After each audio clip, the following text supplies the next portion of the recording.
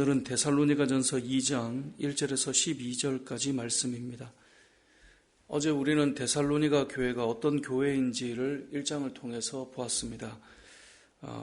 믿음의 소문이 각처에 퍼지고 믿는 자들의 본이 되는 교회다라고 하는 내용들을 보았는데요. 그런데 데살로니가 교회가 처음부터 그러지는 않았겠죠. 여러분, 어느 교회가 참 훌륭하다라고 할 때 처음부터 훌륭하다라고 하는 교회로 시작된 것이 아니라 그렇게 되기까지 복음이 전해지고 어떤 첫 출발들이 있지 않겠습니까?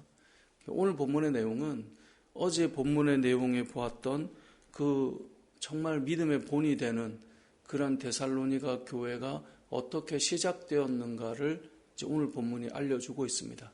오늘 본문의 내용을 보면 그러한 교회가 세워지기까지 사도 바울을 통한 전도자들이 어떤 열심을 가졌는가, 이것이 오늘 본문의 내용인데요.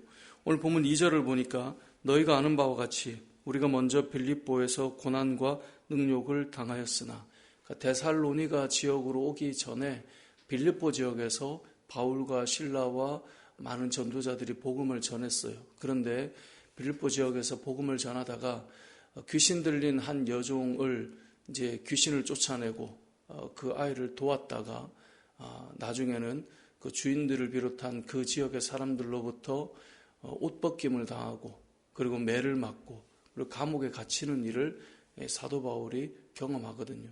근데 그 옥에서 바울과 실라가 하나님을 찬양하는 가운데 옥문이 열리고 간수가 자결하려고 할 때 이 바울이 우리가 아직 여기 있다 그러면서 그 간수와 그 집이 이제 구원을 받는 그 내용이 먼저 빌립보 지역에서 있었습니다.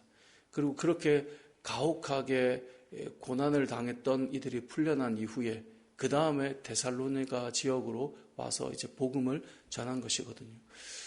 바로 인접한 지역에서 혹독하게 고통을 또 고난을 당했던 그들이었기 때문에 복음을 전하는 것이 사실 쉽지 않았을 것이고 또 여전히 유대인들이 와서 방해하고 핍박할 그런 상황 속에서 이제 데살로니가 지역에서 복음을 전하는 것이었는데 그렇게 힘든 가운데서 복음을 전하면 어떤 생각이 들겠습니까? 한 사람이라도 더 복음을 좀 더 잘 들을 수 있도록 하기 위해서 사람에게 맞춰가고 그들에게 좀 맞춰가는 복음이 될 수도 있는데 바울이나 전도자들은 어떻게 했다라고 말하죠? 그들은 사람들을 기쁘게 하는 복음이 아니라 하나님을 기쁘시게 하는 복음으로 전함에 나아갔다라고 말씀하고 있습니다. 그래서 4절에 보면 오직 하나님께 옳게 여기심을 입어 복음을 위탁을 받았기 때문에 우리가 이와 같이 말하면 사람을 기쁘게 하려 함이 아니라 오직 우리 마음을 감찰하시는 하나님을 기쁘시게 하려 합니다. 복음을 전하는 자들이 마음이 고난이나 어려움이 있으면 사람에게 맞춰가는 복음으로 변질될 수 있는데 사도 바울과 또 전도하는 이들이 그러지 않았다는 거예요. 흔들리지 않았기 때문에 사실 복음의 능력이 데살로니가 교회에 강하게 임했다는 것을 말씀하고 있습니다.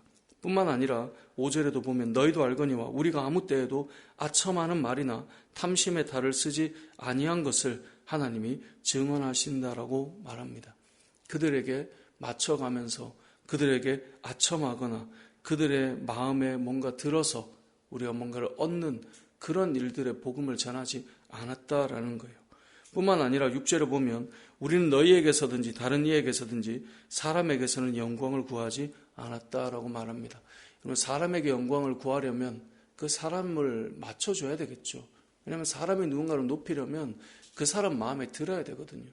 그러니까 그렇게 사람에게 맞춰주는 어떤 이 복음과 그들의 마음에 드는 이야기들로 복음을 전하지 않았다라고 말씀하고 있어요. 그러니까 데살로니가 교회가 어제 본 것처럼 어떻게 그렇게 믿음으로 강하게 설 수 있는가? 결국은 복음이 그 사람들 입에 맞게 이렇게 저렇게 맞춰져 간 것이 아니라 생명의 복음이 있는 그대로 선포되고 그 말씀이 사람을 바꿀 수 있도록 갔기 때문에 그런 교회로 섰다라는 거예요. 결국은 복음이 사람을 위해서 맞춰가기 시작하면 사람은 변하지 않겠죠.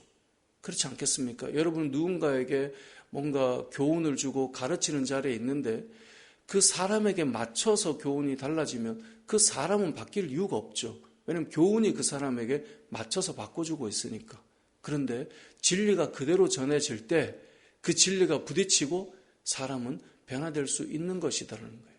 그래서 데살로니가 교회가 왜 그렇게 강하게 설 수 있었는가를 오늘 말하고 있는데, 그 이유는 너희를 위해서, 너희에게 맞춰서, 너희의 입맛에 맞게, 또 너희를 기쁘게 하기 위해서, 또 사람의 영광을 구하면서 전한 복음이 아니라 하나님의 기쁨과 하나님의 영광을 위해 오직 온전한 복음을 전했기 때문에 일이 가능했다라고 말씀하고 있는 것입니다. 또한 그 복음이 헛되지 않은 줄 너희가 친히 안다라고 1절에서 말씀하고 있는 것이죠.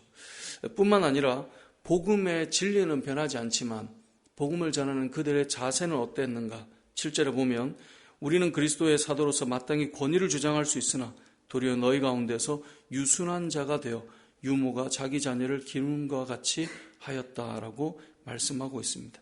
진리는 타협되지 않지만 그들에게 가르치는 그 자세는 유순한 자로 마치 유모가 자녀를 기르는 것과 같이 하였다라고 말씀하고, 11절에도 보면 우리가 너희 각 사람에게 아버지가 자기 자녀에게 하듯 권면하고 위로하고 경계했다라고 말씀합니다. 그러니까 잘 보면 진리는 타협되지 않습니다만 진리를 전하는 자세는 유순하고 아버지가 자녀에게 하듯 그렇게 권면하고 위로하고 경계하였다라는 것이 이들의 모습이었고, 뿐만 아니라 복음을 전할 때 8절에 보면 복음이 온전히 전해지기 위해서 이들은 목숨까지도 내어줄 수 있는 그런 헌신이 있었다는 거예요. 그래서 9절에 보니까 우리의 수고와 애쓴 것을 너희가 기억하는데 우리가 아무에게도 폐를 끼치지 않으려고 밤낮으로 일하면서 복음을 전했다는 거예요. 그들이 혹 오해하거나 또 그들이 혹 복음을 듣는데 방해가 될까 하여 그들이 일하며 수고하며 복음을 전했다라는 것이죠. 자, 한 교회가 세워지기 위해서 그냥 교회가 세워지는 것은 아닙니다. 진리의 복음이 온전히 전해지고 그 복음이 들려질 수 있도록 그들의 자세는 어떠했으며 밤낮으로 수고하는 애씀이 그 안에 담겨 있을 때 교회는 서가는 것입니다. 특별히 어제 본문에서도 사도 바울이 복음을 전할 때 이렇게 말해요. 1장 5절에 보면요. 이는 우리 복음이 너희에게 뭐로만 이룬 것이 아니라고요? 1장 5절에 보니까 말로만 이룬 것이 아니다라고 되어 있어요. 그러니까 복음을 전하는데 너에게 말로만 이게 전해진 것이 아니라 능력과 성령과 큰 확신이라고 하는 어떤 이 모습, 사역과 능력으로 복음이 전해졌다라고 말씀하고 있습니다. 결국은 복음은 말로만 내는 것이 아니라 그 복음에 합당한 자세가 필요하고 그러한 행동이 필요한데 그것이 오늘 본문 2장 1절에서 12절까지의 내용인 것이죠. 말씀을 정리해 보겠습니다. 세상에 많은 교회들이 있죠. 교회들이 세워져 가는데 교회들이 그냥 존재하는 것은 아닙니다. 그냥 교회가 그렇게 훌륭하구나 라고 있는 것은 아니에요. 그렇게 되기 위해서 오늘 본문에 데살로니가 교회가 있기 위해 사도 바울이 어떻게 사역했는가가 있는 것처럼, 예를 들어 은혜 울림 교회가 그냥 있는 것이 아니라 이 교회가 있기 위해서 이렇게 새벽에 모여서 기도하는 여러분이 있는 것이고, 또 주일마다 그렇게 교회가 세워지기 위해서 헌신하고 봉사하고 또 수고하고 애쓰는 자들이 있는 것이며, 다음 세대를 위해 기도하는 자가 있다면 그들을 위해서 섬기고 봉사하고 수고하는 자가 있는 것이고, 모든 하나님의 주님의 몸된 교회를 위해 애쓰고 수고함들이 있기 때문에 교회가 세워져 가는 것이죠.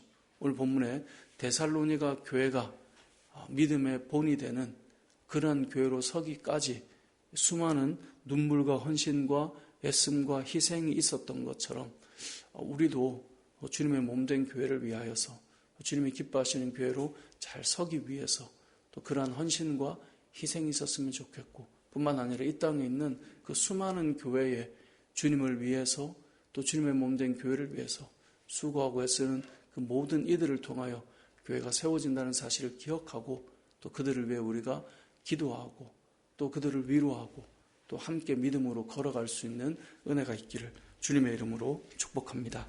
아멘.